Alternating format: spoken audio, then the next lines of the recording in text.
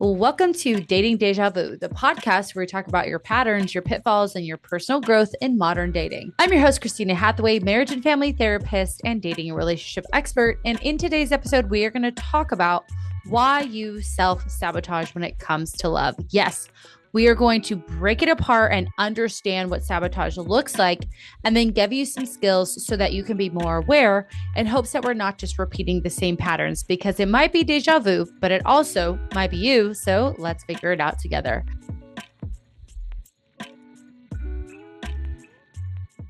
What's up, Deja crew? We are back for our next episode on why we sabotage love. This is such an awesome episode because I see this so frequently where we just kind of keep doing the same things over and over again, expecting a different result when it comes to love and relationships. And I want you to start becoming aware of some of your own patterns. And this episode will allow for you to do that. You know the drill. You meet someone, it's going great. And then boom, you push them away, you pick fights. Maybe you even go look elsewhere. You start nitpicking things that didn't bother you at first, or maybe you just ghost them completely.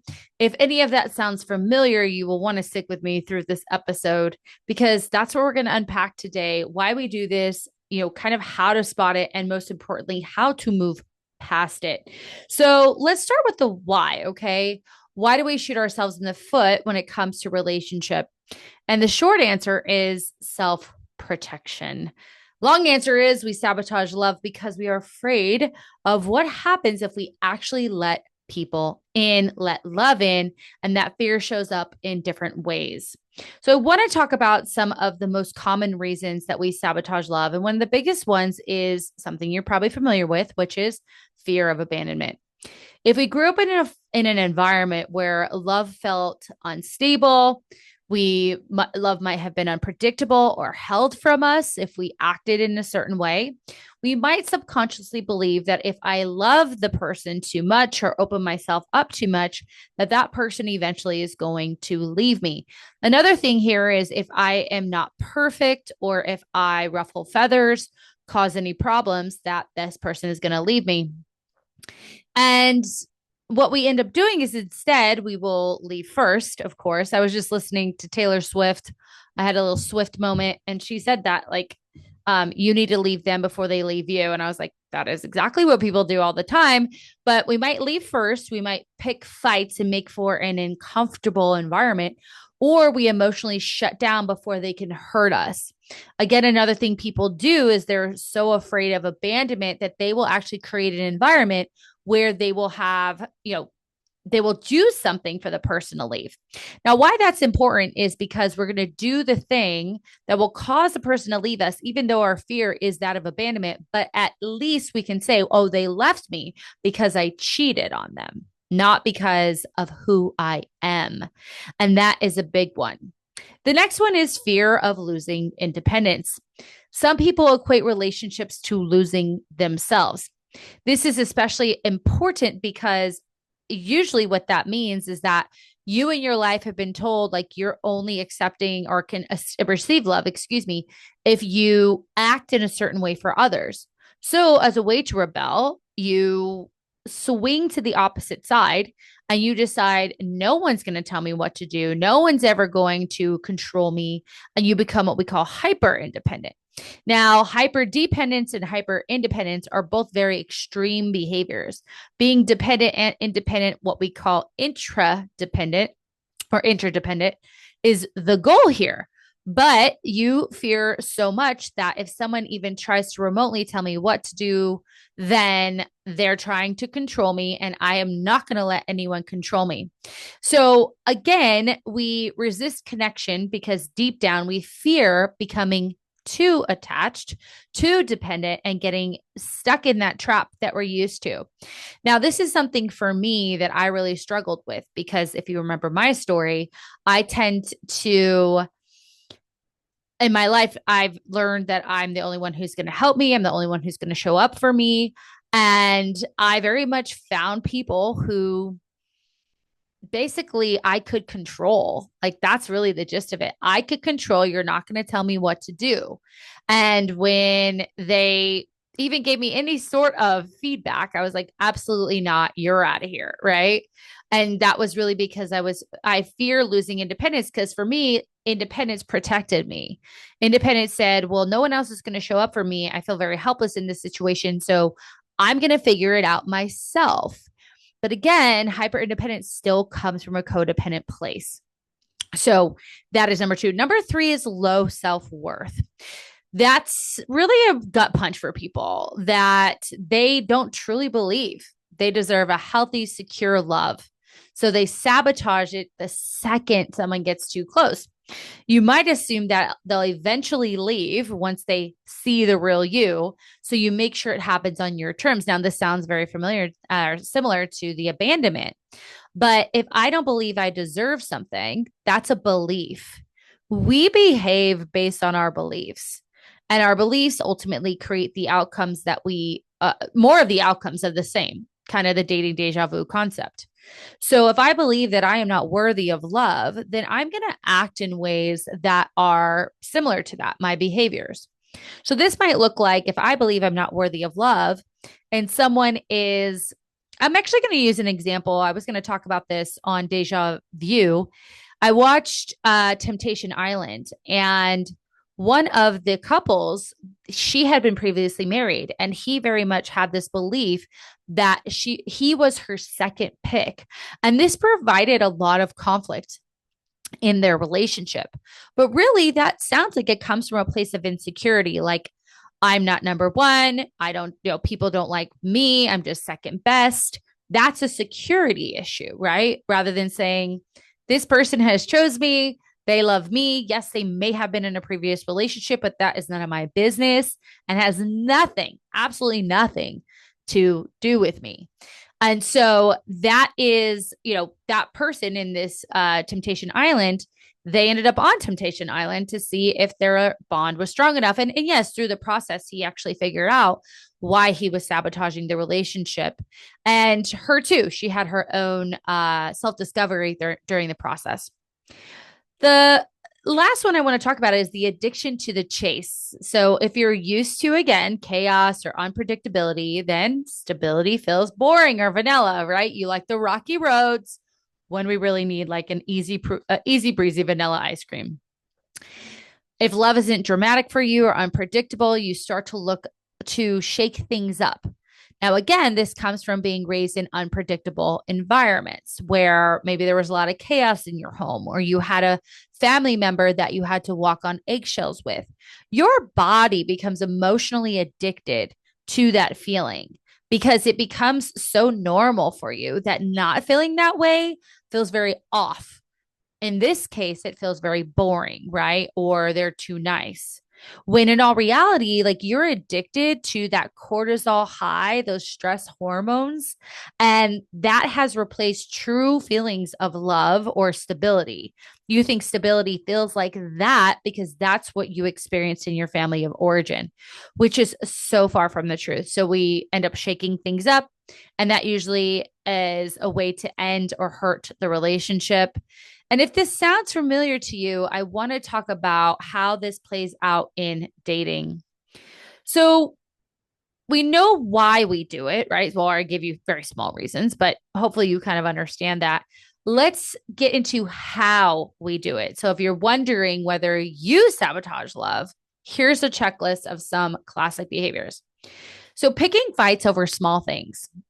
One of the couples in this Temptation Island, they were talking about how they were fighting a lot in the first month.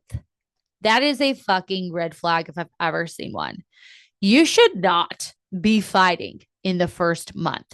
But if you're insecure, if you're abandonment, or you need that chaos, you're going to sabotage by picking these small fights.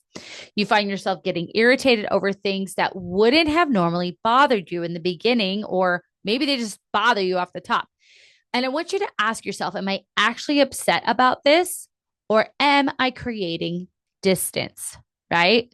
So in this couple's case, I don't know what happened with them, but oftentimes we'll see people, as they say, sweat the small stuff.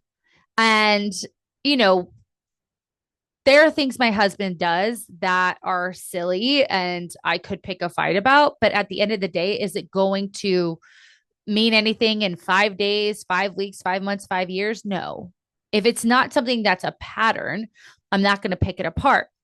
Now, prior to him, and even in this relationship, I've seen myself do that where something will be so small, but it will bother me so much. And that's actually a reflection of me. It's not a reflection of him, where instead of allowing myself to feel comfortable, to feel calm, I am choosing to be very nitpicky. I'm choosing to cause a fight. And again, that fight, the reason we have that fight could be a variety of those reasons I just discussed, but we're picking that fight in the first place. The next one is very similar, but we're hyper focusing on the flaws. You suddenly notice that they chew weird, right? Or they text LOL too much. But if we're being real with ourselves, these things are not deal breakers, right? I hear the girl, oh, I got the ick because he can't jump high. Who gives a fuck? Is he in the NBA? No. You are hyper focusing on these very small flaws. And this is your brain's way of looking for an exit strategy. Let's go into Love is Blind if you guys have been watching the Minnesota season. Dave hyper focused on Lauren's flaw that she had been hooking up with someone prior to going on the show. Now, you probably have hooked up with someone before you met the love of your life, and nobody cared, right? No one cared at all. But for him, he hyper focused on this. Now, that's a bigger thing. But again, I hear people who say, oh, that gives me the ick. Maybe they have a lisp, right? Maybe they, I don't know, like you said, don't text enough, or the way they speak, whatever, their choice of music, whatever. These are very small things. And if they treat you kindly, respectfully, they're trustworthy, they're compassionate and thoughtful, those are the things we need to be focusing on. But you're trying to find any and everything to get out of there because we are self-sabotaging, whether that be abandonment, insecurity, hyper, loss of independence, or the need for chaos. The next one is a good one, testing people. We push someone's buttons just to see if they'll stay, as if they need to work and earn your love. Sorry, babe. That is not true. We don't have to do that. Conflict, yes, can show us how someone responds, and it can show us how attached or healthfully or unhealthily attached someone is. But that's going to naturally happen. And when I say conflict, I don't mean getting in an argument. I mean, the Starbucks person made their coffee wrong. How do they respond? Right. Or I was watching a TikTok where this man comes out and he's like the owner of this Mexican food restaurant. And the woman's like, I want to speak to a manager. He's like, I'm a manager. What's going on? She's like, I just want to know why you guys are so incompetent. And he goes, wow, that's how we're starting. It was hilarious. Like, if someone gets your order wrong, they're not doing it on purpose. They're not doing it to hurt your feelings. But that small conflict of someone getting this woman's order wrong shows me she is not healthily attached and she feels like everyone is out to get her. Right.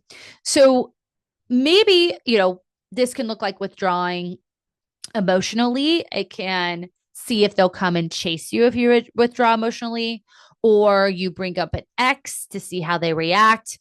These little tests are your way of checking if they really love you. Except, spoiler alert, it just damages the trust, right? Why, if you, and I would really ask you to ask yourself, like, what is your definition of love here? Because you're saying love is, I pull away, I withhold my love in an effort to see how much someone else loves me. Sounds pretty toxic, right? Yes. The next one is similar, but we pull away when things get good, right? So maybe nothing's wrong. And there's a moment that feels very safe, but you get uncomfortable. Maybe suddenly you start to get really busy or stop responding as quickly or lose interest. That is not boredom. That is fear of intimacy. When I feel safe in a relationship, this is so unknown to me that I run the opposite way. This is because, again, relationships have been chaotic or unpredictable, or I've been very hurt in the past. So I don't want to open myself up to people. This is getting too close for comfort to me. So I'm going to create some distance within this relationship. And then the last one is going for unavailable people. As we've talked about in our very first episode, if you're constantly falling for the emotionally unavailable, the toxic, non committal partners, that's a self sabotage that keeps you from having to deal with real intimacy. So, again, going back to, I guess this could be a deja vu if we wanted to, going back to Temptation Island. I'm sorry. If someone's in a committed relationship of over a year and a half, they go on Temptation Island, and your job is to tempt them. And they give into that temptation. And then all of a sudden, they believe that you guys are super healthy and that you're going to have this life together. No, you're not. The life that you're going to have together is exactly the movie that you just watched. When things get too close, I get tempted and I push away. But that's not the problem. The problem is you. You are going into a relationship with someone who is emotionally unavailable. They haven't even processed their past relationship. Plus, you are witness to the fact that they are capable of being unfaithful because they did it with you. And you all of a sudden think, what, you're magic? Like your presence alone is going to heal the wounds that cause the person to do that in the first place? No, that's not how it works. That person has to decide that they're tired of being unfaithful. They're tired of needing to get, because in relationships over time, like we stop getting the validation like we did in the beginning. And like for me, my validation comes from other things. I don't need to hear it from him, right? But for some people, they need that constant validation. And as relationships naturally occur, that validation comes from just commitment, right? And trust and thoughtfulness and things like that. But they need to hear it, right? So then they seek that validation through others. Okay, so now if you're nodding along, like, yep, done there, been there, done that, done all the things, do not panic.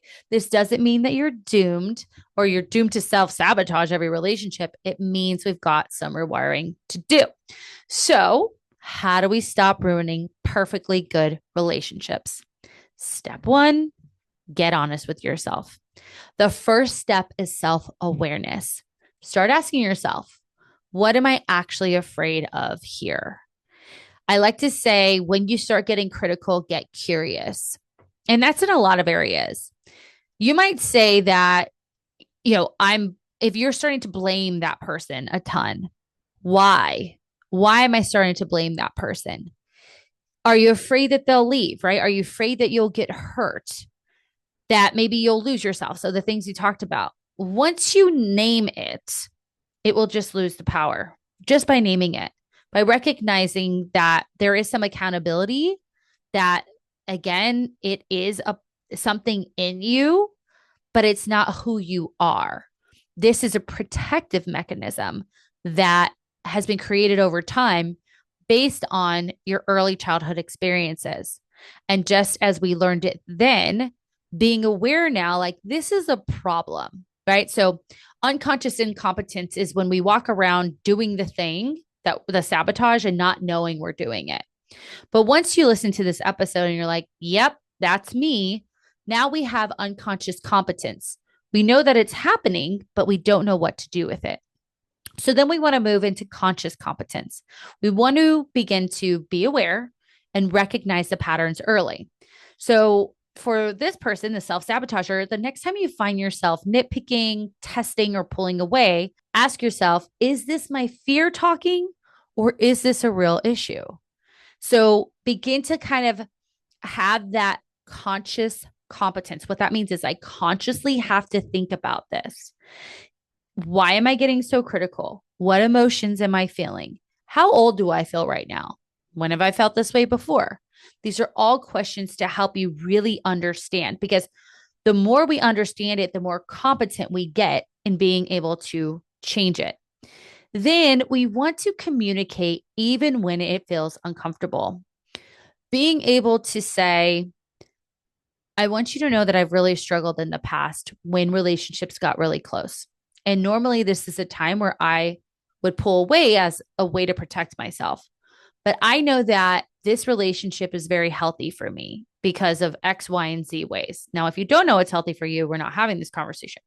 But if you do know it's healthy for you, you say, I'm going to really work on staying connected. This is nothing against you. And you can help me and support me in this way. So if the instincts, again, to push them away, you want to try something different, tell them what is going on. Sometimes I struggle with letting people in and I can see myself pulling away. As I said, I don't want to do that to you. Vulnerability breaks this cycle. Brene Brown says something that, shame can only live in darkness. And when I think about that, shame can only live inside of you. And so if you're able to express that and someone creates space for you, shame's belief is that you're not good enough. But if I can express that to someone and they very much create that space and hold space for me, then that actually denies the fact that I'm not good enough. Because if I wasn't good enough, they wouldn't create that space for me. Okay. Then we want to reframe what love actually is. If we equate love again to chaos, intensity, or uncertainty or dependence, then stability is going to feel wrong to you. But real love is actually kind of boring in this way. Okay. So love is respectful, it's respect, it's trust, it's compassion. But at the end of the day, the number one thing that love has to be before it could be anything else is respectful. It's respect, right? And chaos and instability is not respectful to a person. So that's not love. That's conditional love, right? But you're looking for unconditional love. Do I respect this person and does this person respect me? Can I trust this person? Does this person have compassion? Does this person hold space for me? If the answers are yes, proceed forward. Now, again, if the answer is no, we have other podcast episodes for that. And then, of course, coaching, therapy, and self-work is super important.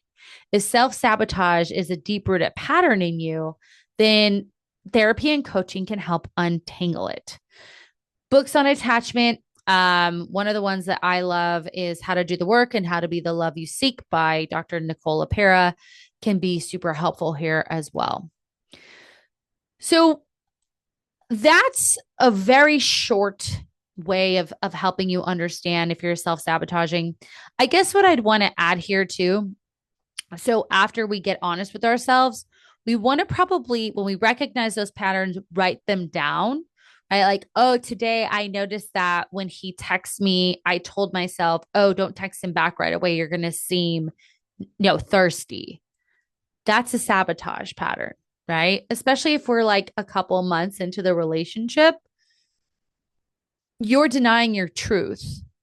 When if you want to text that person back, you text them back. But if you are busy, you don't have to text them back. That's also a healthy boundary. There's a healthy boundary of texting them back because you want to. There's a healthy boundary of not texting them back when you don't have the time or attention span to do so. Those are both healthy for you. But again, write down those patterns. Think about your past relationships and the ways that what you were doing the months before it ended, right? What were you thinking? What were you saying to yourself? What stories were you making up? That's one I want to add in here as well. So good. So if you don't address these sabotage patterns, you'll be repeating them over and over again.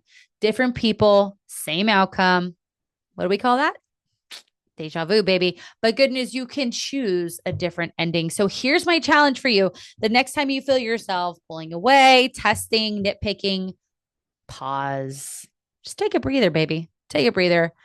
Recognize it for what it is. Get curious. Ask yourself, am I running away from something real?